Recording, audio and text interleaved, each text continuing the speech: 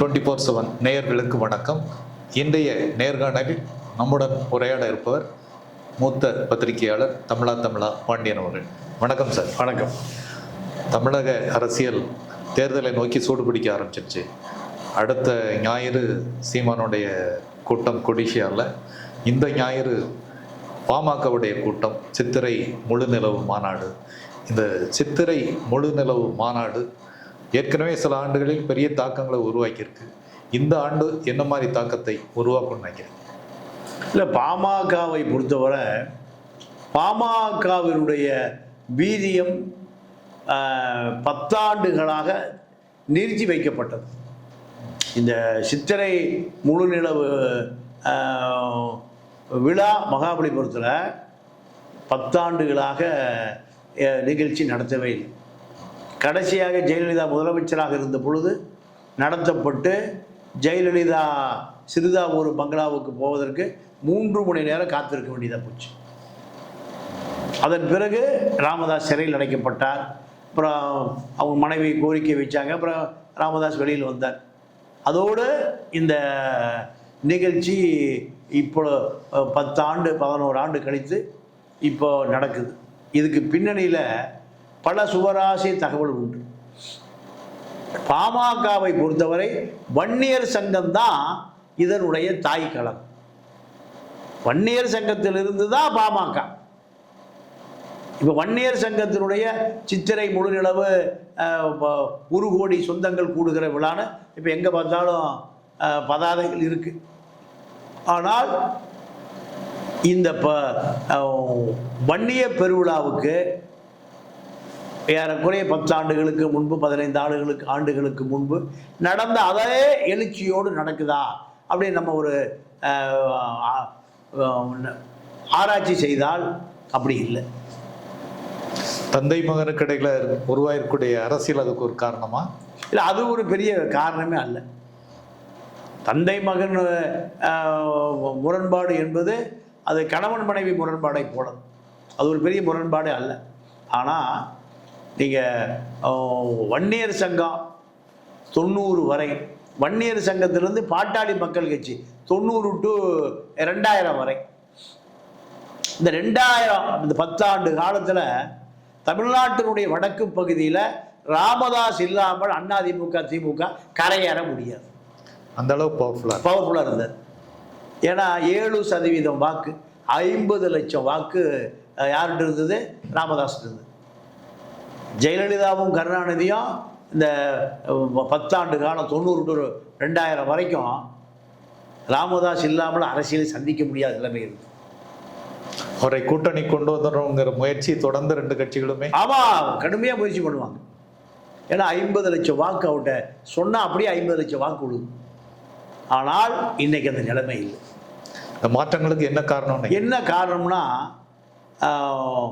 2000 to 2010 இதே வன்னியர் பகுதியில் விஜயகாந்த் வளர்றார்.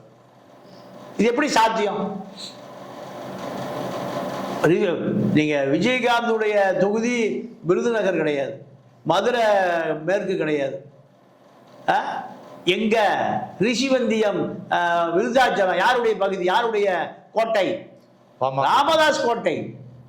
நீங்க 29 எம்எல்ஏ, பிரதான எதிர்கட்சி தலைவர் 2011. இது எப்படி சாத்தியமாச்சு? இத பாமகவுடைய வீழ்ச்சி தொடங்கிய இடமே அதான். பாமக என்ன டிமாண்ட் இருந்ததோ 90 to 2000 அதே டிமாண்ட் விஜயகாந்துக்கு வந்துருச்சு. அதே மக்கள் தான், அதே ஜெயலலிதாவும் கருணாநிதியும் ராமதாஸுக்காக காத்திருந்த 10 ஆண்டு கால அரசியல் மறுபடி 10 ஆண்டு கழித்து விஜயகாந்துக்காக காத்திருக்கிற நிலைமை உருவாச்சு. அதே தலைவர்கள் தான் வேற, அது ராமதாஸ் விஜயகாந்த், ஆனா மக்கள் அதே மக்கள் தான். எப்படி ராமதாஸுடைய மக்கள் எப்படி விஜயகாந்த் போனாங்க? வன்னியர் சங்கமாக பாமகவாக உருவெடுத்த இந்த மக்கள் எப்படி விஜயகாந்த் போனாங்க? இது மிகப்பெரிய ஆய்வு செய்ய வேண்டிய விஷயம். பாமக இதை ஆய்வு செய்யவில்லை. இன்னைக்கு பாமக பாசம் உள்ள மகன் கட்சியை மாறிடுச்சு. மாறிய பிறகு பாமக ராமதாசனுடைய கட்டுப்பாடு உடைந்து இந்த 2010க்கு பின்னாடி அன்புமணியுடைய கட்டுப்பாட்டுக்கு வந்துருச்சு. ஐயாவுக்கு இப்போ 86 வயசு, 10 வருஷத்துக்கு முன்பு 76 வயசு. இது அனைவருக்கும் வர்ற முதிர்வு தான். அப்போ தன்னுடைய மகன்கிட்ட கட்சியை கொடுத்தார். தன்னுடைய மகன் கீழே வரைக்கும் அரசியலை கொண்டு போகவில்லை. அதனுடைய விளைவு தான் அத்தனை பேரும் விஜயகாந்துட்டு போனது. விஜயகாந்த் திமுக அதிமுகவுக்கு மாற்றாக 14% வாக்குகளை மக்கள் நல கூட்டணின்னு ஒரு கூட்டணியை உருவாக்கி, அது ஜெயலலிதாவுடைய டம்மி கூட்டணி, அது பிடி நடராஜன் உருவாக்கணும். நடராஜன் சசி ஜெயலலிதா ஒன்று தானே, நடராஜன் முதலமைச்சராக போறாரு. 2000 கோடி ரூபாய் அதுக்காக இந்த கூட்டணிக்கு கொடுக்கப்பட்டது. இது இந்த இந்த இந்த கூட்டணி 7% ராமதாஸுடைய வாக்கையும் சேர்த்து 14% விஜயகாந்துக்கு உயர்ந்தது. அப்போ இது இங்கே தான் பாமகவினுடைய வீழ்ச்சி தவிர்க்கவே முடியாமல் போச்சு. இப்போ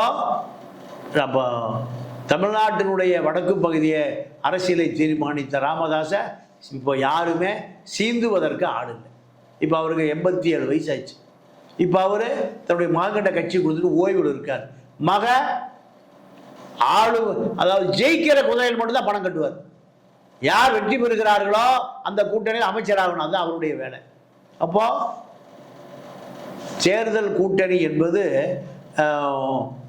அரசியலை நடுநிலையாக ஆய்வு செய்து அதில் தன்னுடைய நிலை என்ன, தன்னுடைய எடை என்ன, எதிர்கால அரசியல் என்ன என்பதை தீர்மானிக்காம வெற்றி பெறுகிற கூட்டணி சேர்ந்தா அவன் தொண்டை இருக்க மாட்டான்.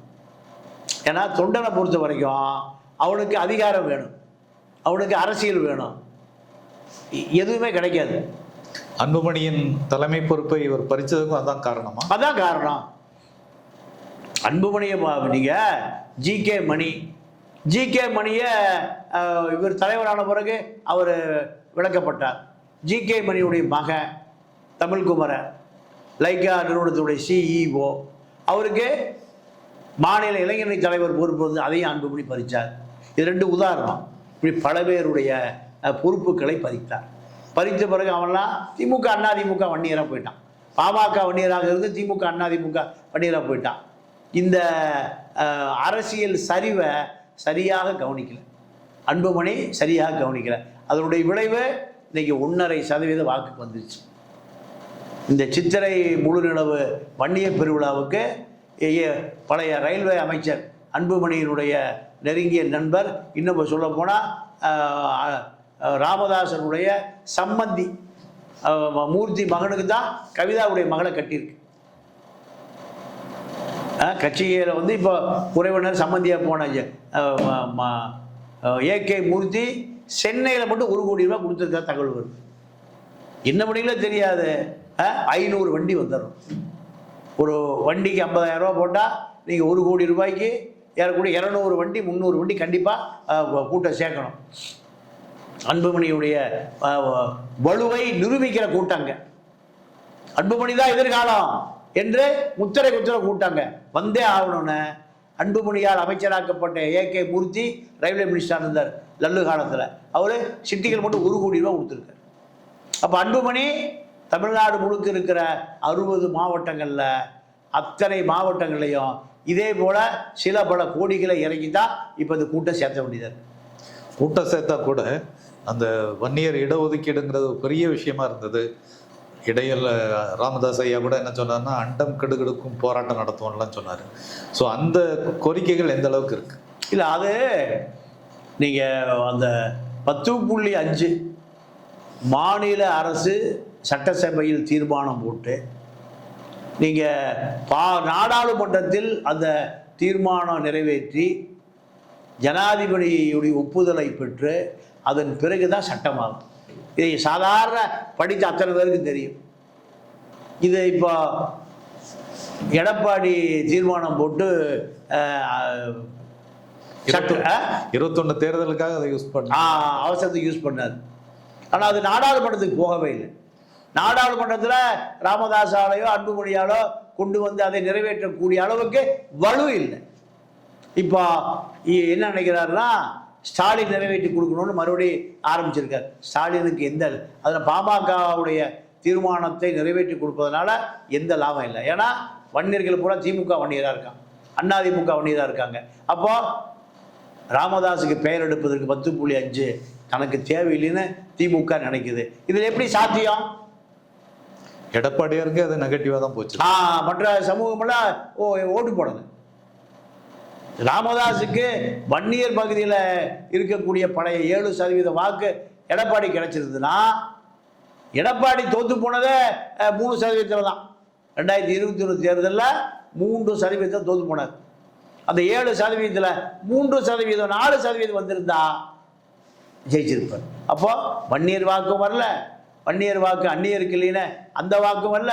இதனால் மற்ற சமூகங்களும் வாக்கு போடல எடப்பாடி இருப்பதையும் விட்டுட்டு போனதான் நடந்தது.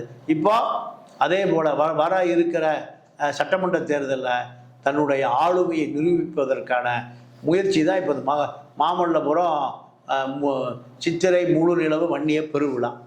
இப்போ இந்த விழாவில் என்ன ரிசல்ட்டு, மற்ற கட்சிகள் இதை எப்படி எடுத்துக்கொள்கிறார்கள்? ஏன்னா இப்போ எல்லா கட்சியுமே காசு கொடுத்தா கூட்டம் சேர்த்த வேண்டியதாக இருக்குது. எந்த கட்சிக்கு தொண்டன் வருவதே இல்லை.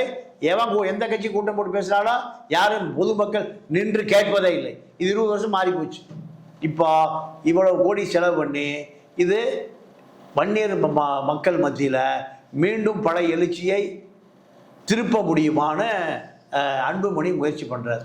இந்த மாநாட்டின் தாக்கம் எப்படி இருக்கும்? 26 தேர்தலில் பாமக எந்த அணியில் இருக்குன்னு கருதுறீங்க? பாமக அதிமுக அணியை தவிர வேறு வழியே இல்லை. திமுக அணிக்கு வாய்ப்பே இல்லை. பாமக அதிமுக பாஜக அணியில் தான் தொடர்ந்து அது நீடிக்கும். அது ரிசர்வேஷன். ஏன்னா நடந்து முடிந்த நாடாளுமன்ற தேர்தலில் காலையில் ராமதாஸும் எடப்பாடியும் சந்தித்து கூட்டாக ப்ரெஸ்ஸை மீட் பண்ணுறதுக்கு முயற்சி பண்ணிட்டாங்க. இரவே டெல்லியிலிருந்து வந்த மிரட்டல் ஃபோனில் அன்புமணி திகாருக்கு போக வேண்டிய நிலைமையில் பிஜேபியோடு போக வேண்டியதாக போச்சு. என்ன காரணம்? நீங்கள் இந்த கூட்டணி உறுதி செய்வதற்கு CV சண்முகம் நீங்கள் 300 சி கொடுத்தார். 300 சி இப்போ திருப்பி வாங்க முடியாது. அதனால் இந்த கூட்டணி வருகிற சட்டமன்ற தேர்தலில் இந்த கூட்டணி உறுதி செய்யப்படும். இந்த 300 சி தான் அதை உறுதி செய்யுது. இந்த அரசியலை வன்னிய பெருவிழாவில் வருகிற கூட்டம், அதில் நடக்கிற தீர்மானம், இந்த பரபரப்பு மீண்டும் அந்த மக்களை எழுச்சி அடைய வைக்குமா என்பதை தேர்தல் வந்தால் தான் நம்ம பார்க்கக்கூடியதாக இருக்கும். பாமகவின் அரசியல் மாநாட்டை பற்றியும் அதனுடைய பின்னணியை பற்றியும் நிறைய தகவல்கள் சொன்னீங்க. மிக்க நன்றி சார். நன்றி, வணக்கம்.